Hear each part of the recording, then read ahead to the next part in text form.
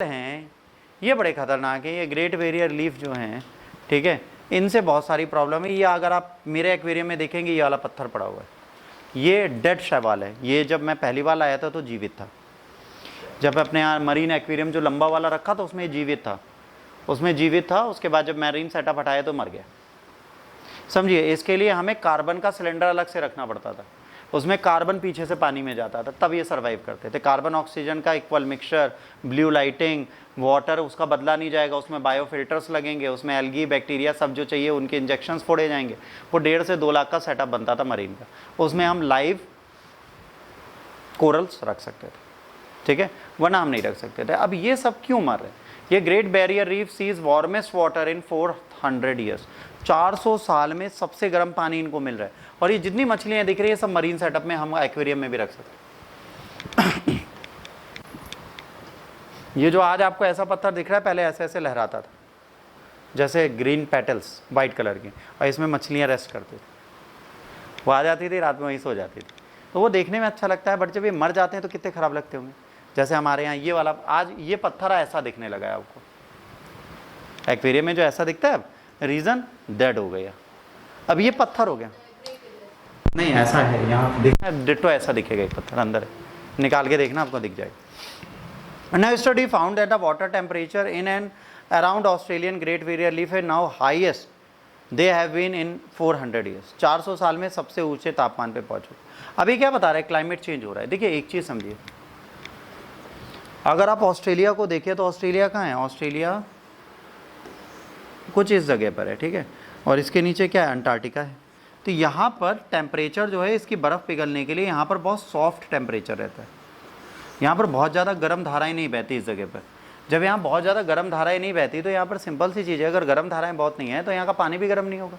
But अगर यहाँ का पानी सडन गर्म होने लगा तो दिक्कत वाली बात है। और ये क्या करेगा, ये आपकी कोरल्स को मार देगा, ठीक है।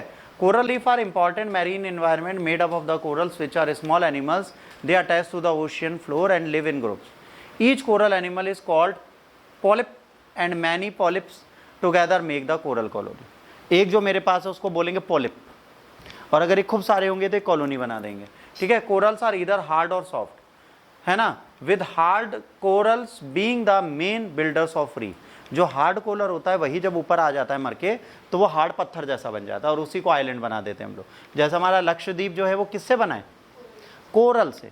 ये जो कोरल्स हैं ये हार्ड कोरल के मरने से बना है। They created complex structure over a thousand of years. The Great Barrier Reef, which stretches 2,400 kilometers along the coast of Queensland, is the home of many different species. अब ये coral reef मर जाती हैं और जब कोस्ट के पास आती हैं तो कई सारी जो ओशन की स्पीसीज हैं वो उसी में जीने लगती हैं।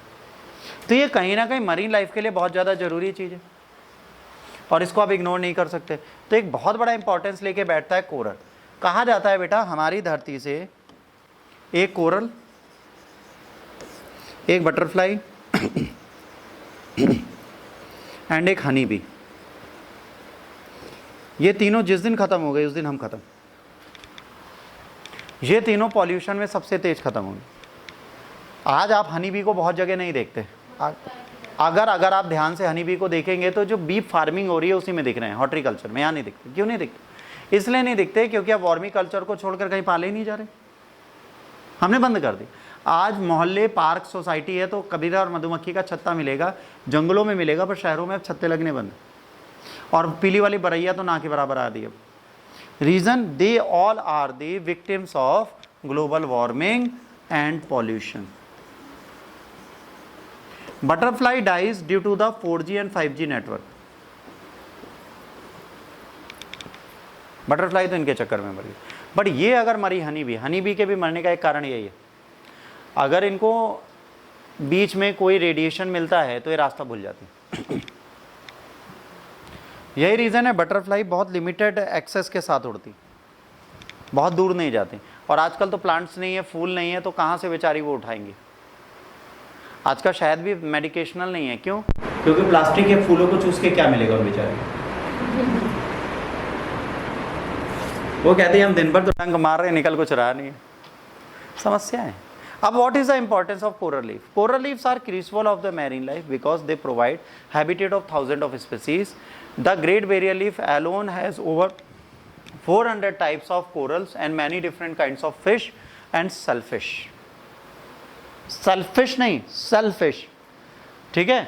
shellfish इसमें बहुत सारी पाई जाती हैं। coral reef are also economically vulnerable, generating about $375 billion each other.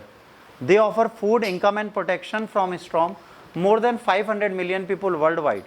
ठीक है, किस किस को खाना भी देती हैं, पैसा भी देती हैं, प्रोटेक्शन भी देती है, कितनों को 500 मिलियन लोगों को पूरी दुनिया में। They help shield coastline by absorbing 97% of energy from waves.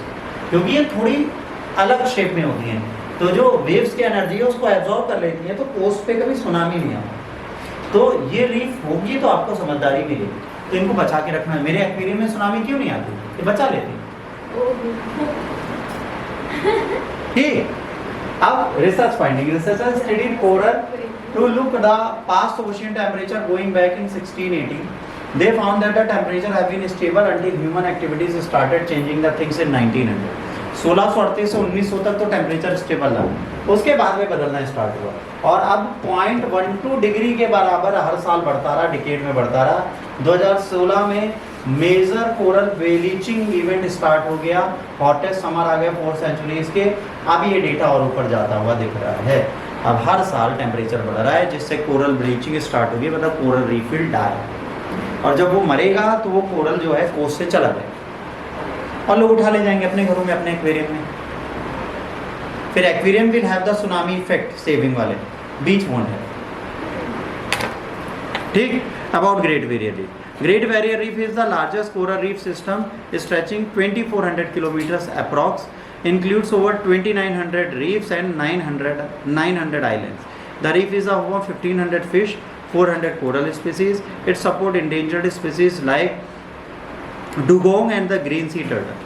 क्या क्या इसमें पाया जा रहा है, सबसे इम्पोर्टेंट ये, the reef faces the threats from the climate change, coral bleaching and population. It earns billions of tourism each year, helping local economy. Conservation efforts are ongoing to protect. अगर इसे प्रोटेक्ट कर ले जाओ तो बहुत अच्छा, नहीं कर पाते तो